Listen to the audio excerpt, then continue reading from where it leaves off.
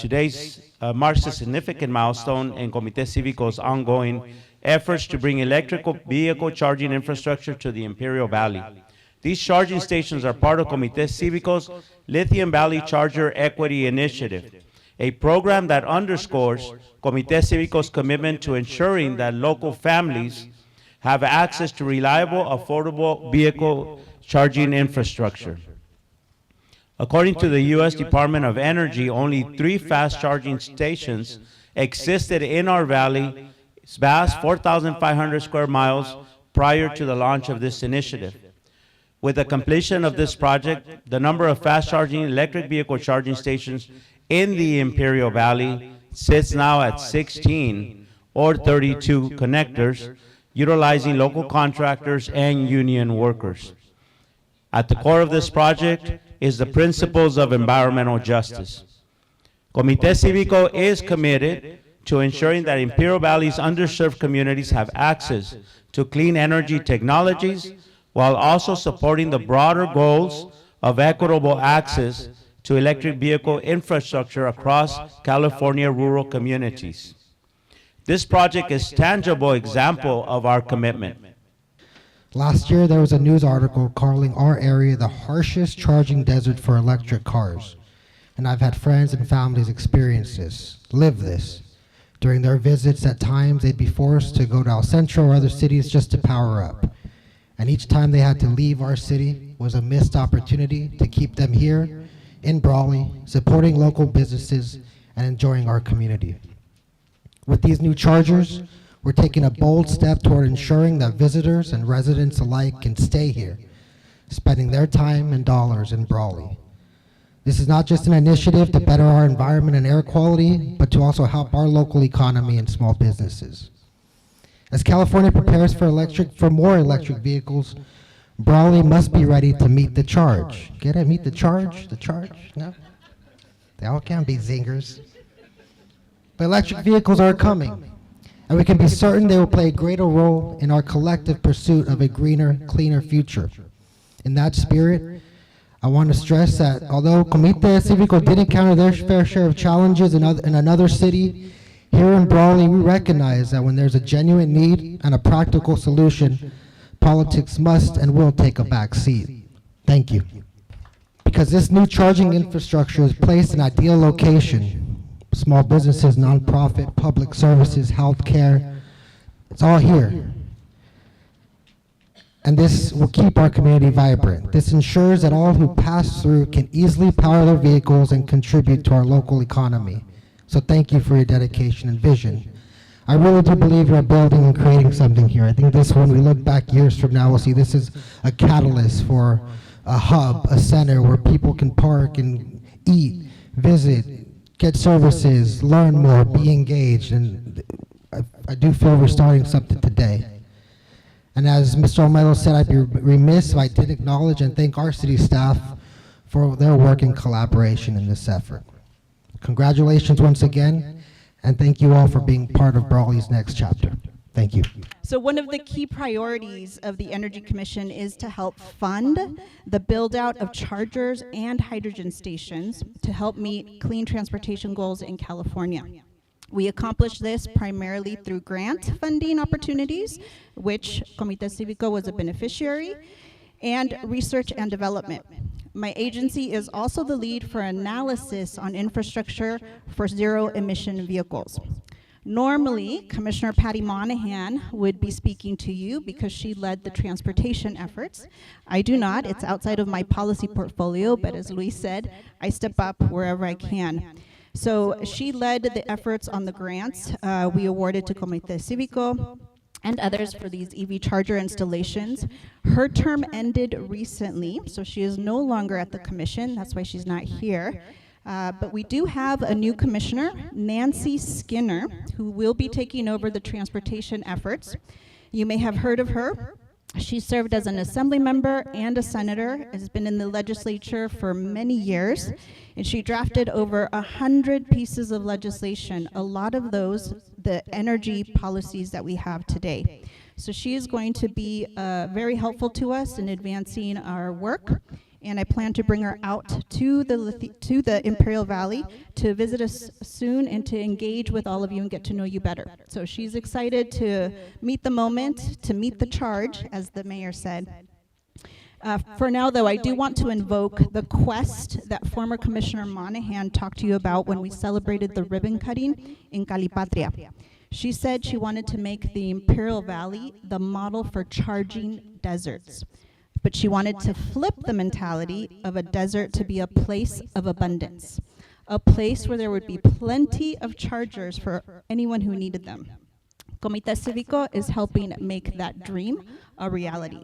So I was here a few years ago at this very site when we had the first ribbon cutting for the first EV charger.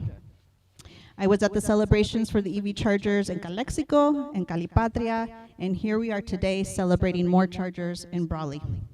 So for me, as the lead commissioner for the Lithium Valley, this progress that Comité Cívico is making excites me because having EV chargers in the Imperial Valley is part of the Lithium Valley vision.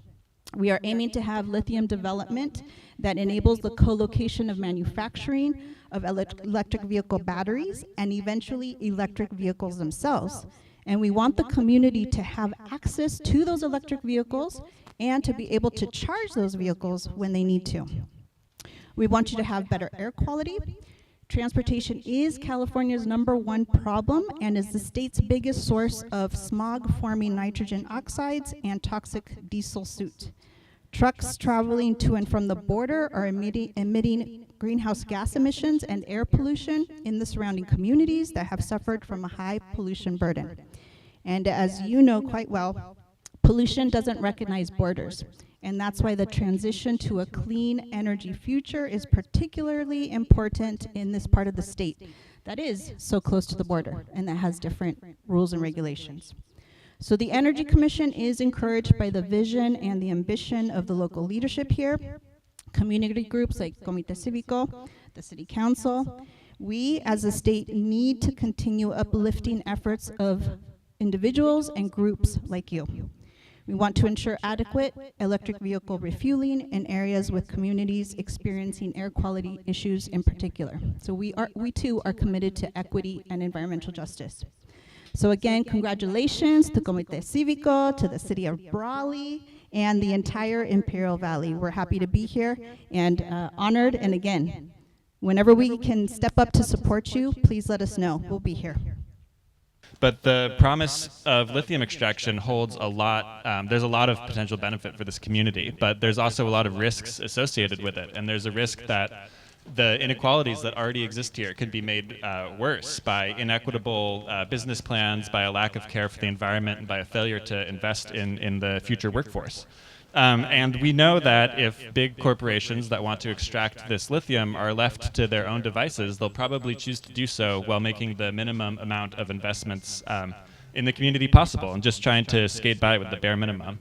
And obviously, that's not enough, and that's not enough for the people who live here. And I can tell by the turnout today and yesterday, by how many leaders in the community have chosen to come to these events, that there's a lot of interest here in making sure that the promises of these projects are truly realized by everybody and not just by a limited number of people. I think it's very good for the future of Imperial Valley, because in the future we have to look forward for because we live in a big dust bowl here. And by having more electric vehicles and hybrids, that means less pollution. So I'm forward for all this. We got to look at the future, like I said. And right now, there's some incentives that are being given by the Ford Motor Company, if I'm correct, so that you can go out and maybe purchase one of these vehicles. You know, that's with all this pollution that's happening. Every time I go up to San Diego and I look down from the area of Incopa, sometimes there's times you can't even see the valley. And guess what? We're breathing all that. And we have an epidemic of asthma and allergies here in El Centro and the whole Imperial Valley. Like they say, it doesn't stop at the border. It continues on. Some years back, they stopped selling leaded gas here. But there's other places like you know, Mexico that still produces leaded gas. And sometimes we as seniors, we got to take care of our health and take care of our kids and all that. It makes me feel hopeful. I live in a area of Imperial Valley, the North End, where they have such high energy costs, such low employment, such high respiratory rates, and such low education that projects like this, even the ideal of creating projects like this, have been frowned on or thought impossible in the past. So Comite is bringing all of these things to life, and it builds a new belief system in Imperial Valley that you can have nice things, you can be at the front of all of these changes, you don't have to always be leading from behind.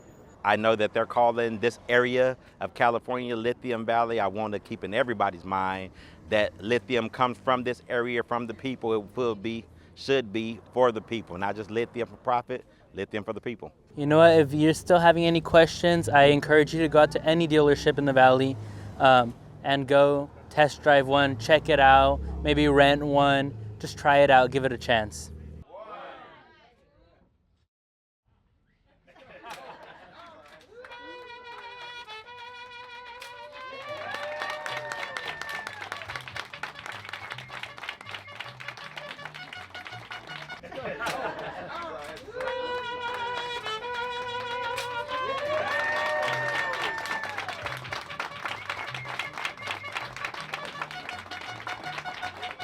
Charging infrastructure. According to the U.S. Department of Energy, only Want to learn more about what the Strategic Growth Council is doing and how they are supporting the Salton Sea region. And I think there might be other state reps. provide 180 kilowatts. Yeah. Most vehicles right now don't take 180 kilowatts. So we're ahead. For a percentage of a rebate, they have to be built to the highest standards. Now, California isn't ready.